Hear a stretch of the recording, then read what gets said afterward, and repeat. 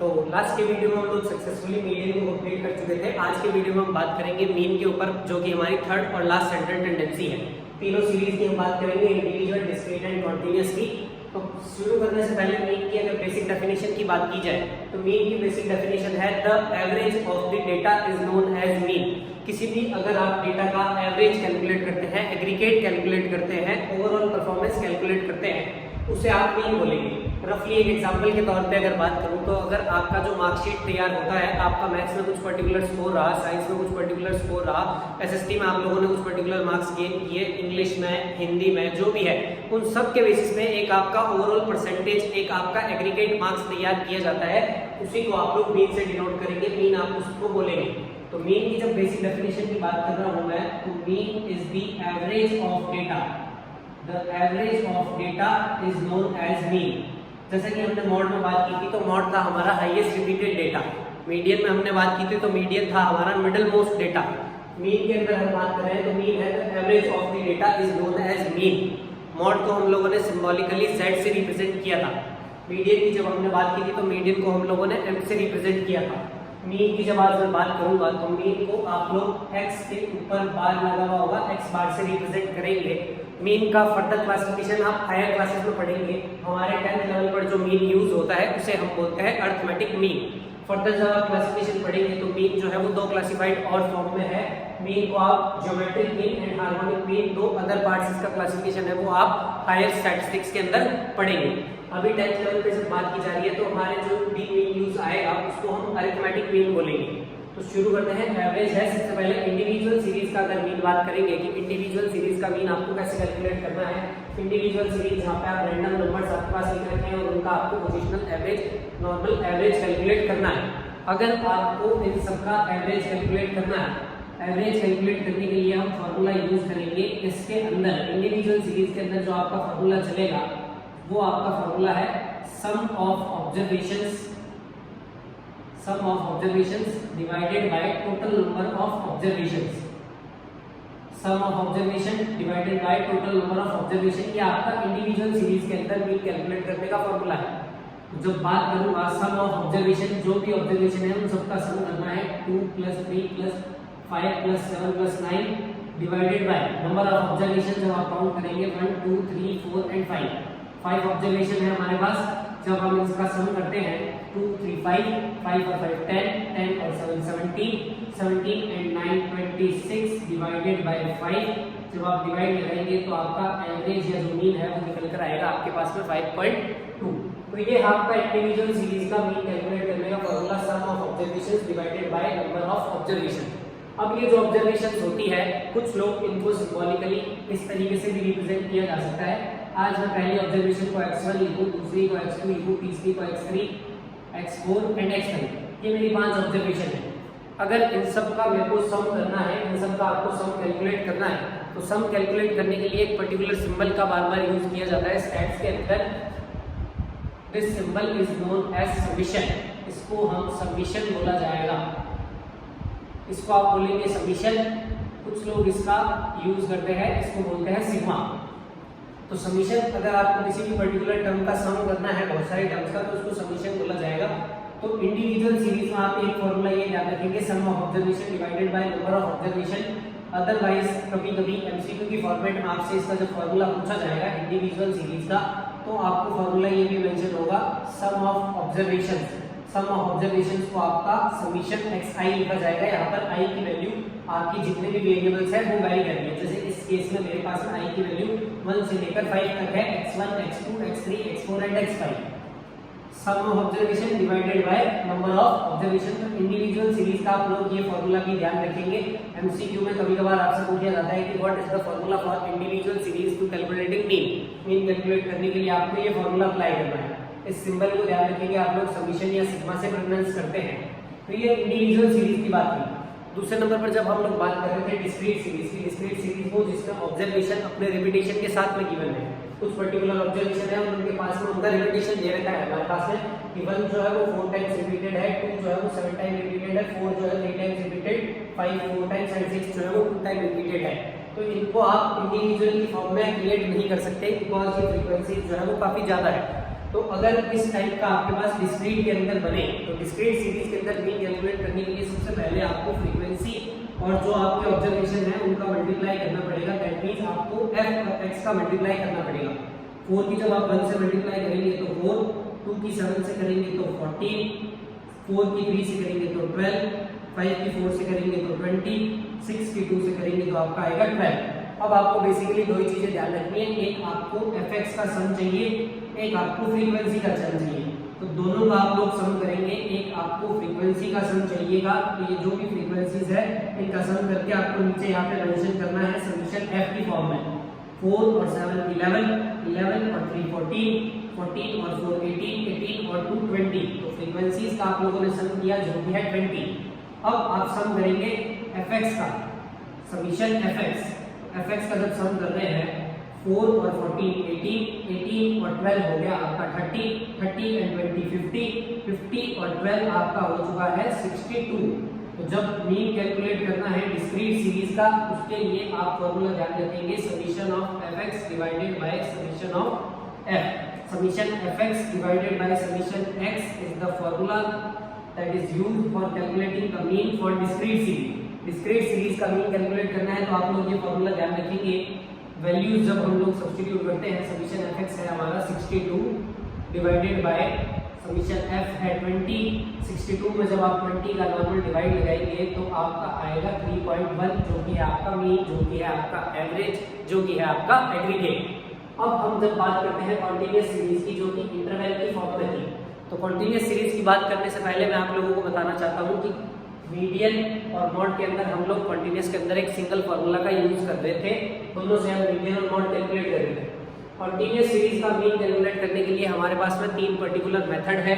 उन तीनों मेथड के नाम है, सबसे पहले आता है हमारे पास में डायरेक्ट मेथड, सेकंड मेथड जो है आपके पास वो है अज्यूम्ड मीन मेथड।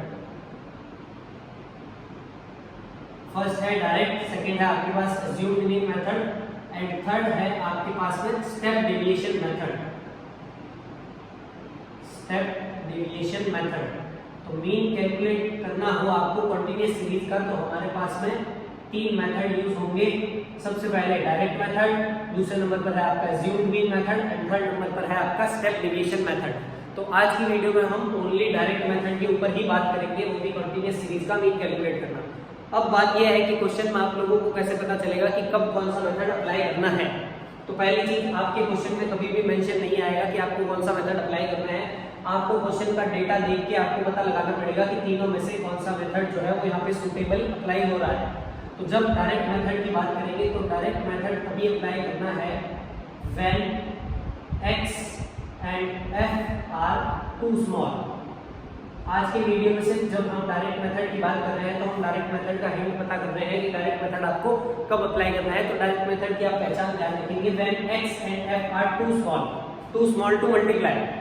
x और f आपके इतने छोटे होने चाहिए कि आपको मल्टीप्लिकेशन करने के लिए रफ वर्क की जरूरत ना पड़े, आप मल्टीप्लिकेशन जो है वो वर्बली कर पाए।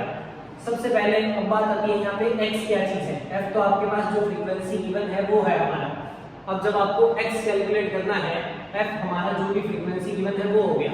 अब x क्या चीज है, तो सबसे पहले जब मैं x की बात करूंगा तो x आपका होता है क्लास मार्क, जिसका आपको कॉलम बनाना पड़ेगा। मीन का कोई भी क्वेश्चन आ जाए, जैसा कि मीडियन का कोई भी क्वेश्चन था, हम सबसे पहले ब्लॉक बनाते थे CF का। मीन का कोई भी क्वेश्चन आए सबसे पहले आप ब्लॉक बनाएंगे x का। x को बोलते हैं क्लास मार्क। बेसिक इंफॉर्मेशन मैं आपके साथ में कलेक्ट करता हुआ चल रहा हूँ। x को बोलेंगे क्लास मार्क।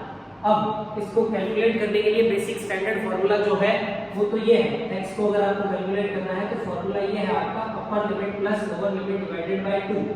कुछ लोग इसको क्लास मार्क बोलते हैं, कुछ लोग इसको मिड वैल्यू भी बोला जाता है, तो इसका दूसरा नाम है मिड वैल्यू। फॉर्मूला आप लोग ध्यान रखेंगे क्लास मार्क या मिड वैल्यू कैलकुलेट करने का, x upper limit plus lower limit divided by 2। तो x यहाँ पे अगर मैं आपको कैलकुलेट करके दिखाऊं इस पर्टिकुलर क्लास की, तो एक फॉर्मेट में आपको ये सिखा रहा हूँ। अगर आपको x कैलकुलेट करना है that means upper plus lower divided by 2।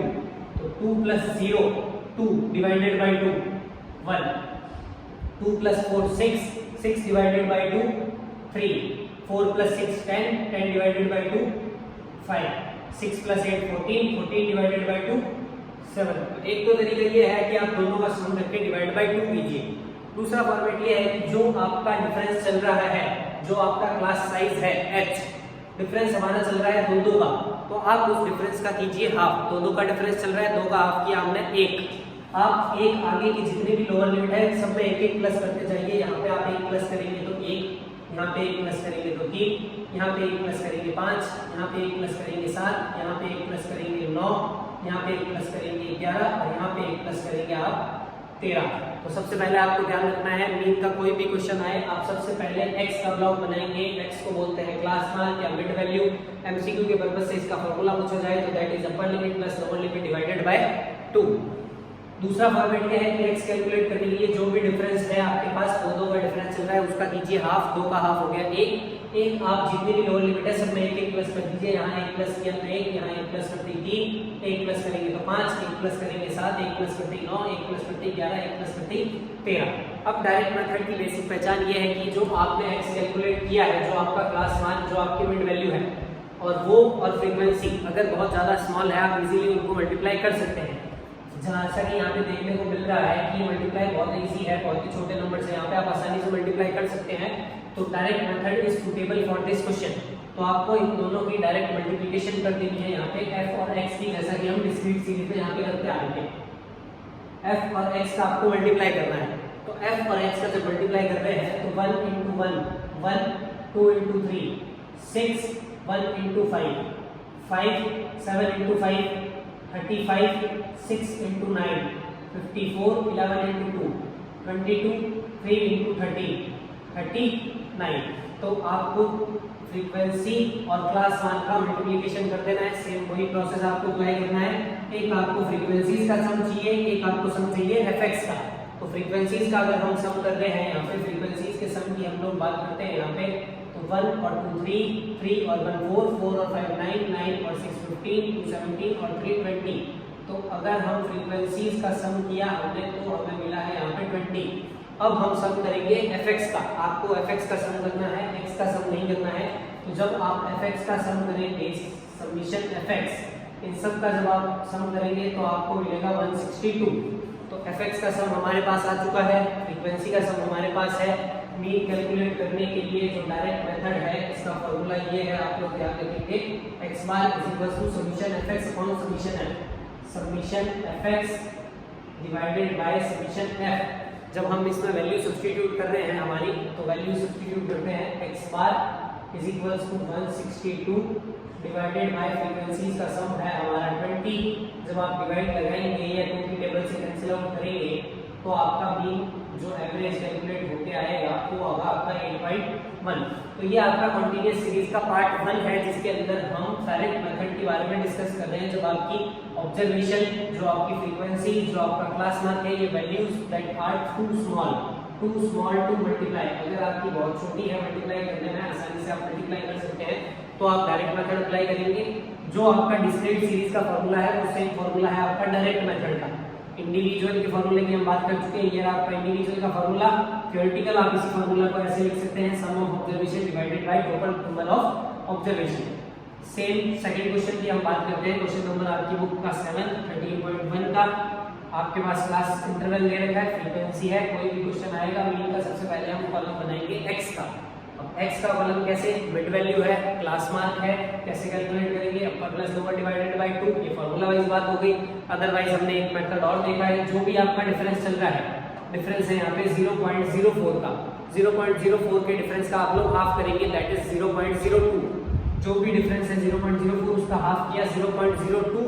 Half वाले डिफरेंस को आप जितनी भी लोअर लिमिट है सब में ऐड करेंगे। 0.04 के गैप का आधा 0.02 सब में ऐड कर देंगे तो ये बनेगा 0.02। यहाँ ऐड करेंगे तो ये हो गया 0.06, यहाँ ऐड करेंगे तो हो गया 0.10, यहाँ ऐड करेंगे तो 0.14, यहाँ ऐड करेंगे तो 0.18, यहाँ ऐड करेंगे तो 0.22।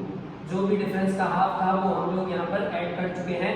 अब आपको एक ही काम करना है, फ्रीक्वेंसी है, क्लास मार्क है, दोनों का मल्टीप्लिकेशन करना है। यहाँ पे एक ब्लॉक बनेगा जिसका आप लोग बोलेंगे, इसको हम fx की फॉर्मेट में हम लोग बोलेंगे यहाँ पे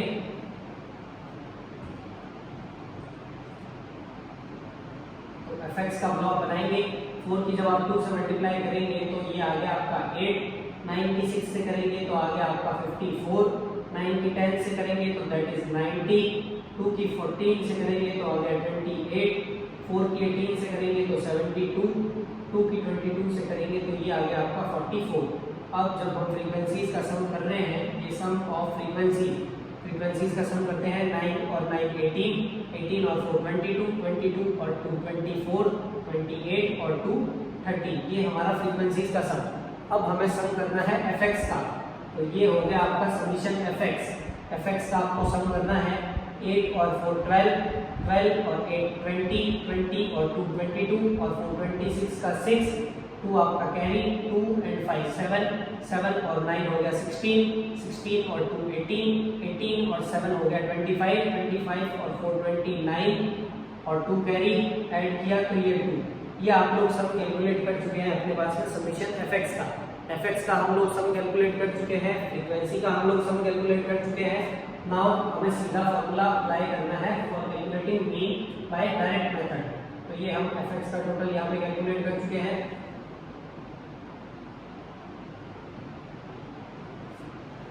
फॉर्मूला आपके पास है x bar is equals to summation fx divided by summation f। Summation fx divided by summation f direct method का फॉर्मूला हम लोग मेंशन कर चुके हैं। समीशन fx की आप बात करेंगे तो समीशन fx है हमारा 2.96 डिवाइडेड बाय समीशन f है हमारा 30। पॉइंट जब आप कैंसिल आउट करेंगे, 2 डिजिट है तो यहाँ पे 2 जीरो आ गए। आप धीरे धीरे कैंसिल आउट करके जब डिवाइड लगाएंगे तो इसका आंसर आएगा 0.099। ये हो गया आपका मीन। इस वीडियो में हम लोगों ने बात की है इंडिविजुअल सीरीज का आपका मीन कैसे कैलकुलेट करना है, sum of observation divided by total number of observation. Individual में एक फॉर्मूला ये याद रखेंगे, एमसीक्यू के पर्पस से इसको सिंबॉलिकली ऐसे रिप्रेजेंट किया जाता है। ये जो ई के जैसा सिंबल दिख रहा है इसको बोला जाता है समीशन या सिग्मा से भी डिनोट किया जाता है। इंडिविजुअल सीरीज की बात करने के बाद हमने डिस्क्रीट की बात की। डिस्क्रीट में आप फॉर्मूला याद रखेंगे summation fx upon summation f।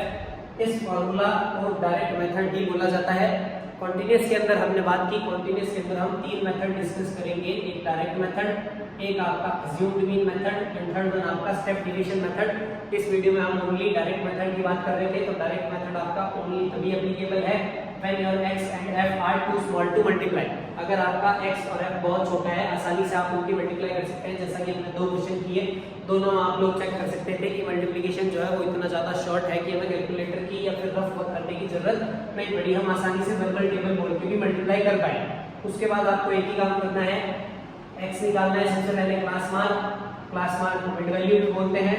Formula मैंने आपको मेंशन करके दिखाया है यहाँ पे। x का फॉर्मूला है आपका upper limit plus lower limit divided by 2। Formula भी ध्यान रखेंगे आप एमसीक्यू के पर्पस से।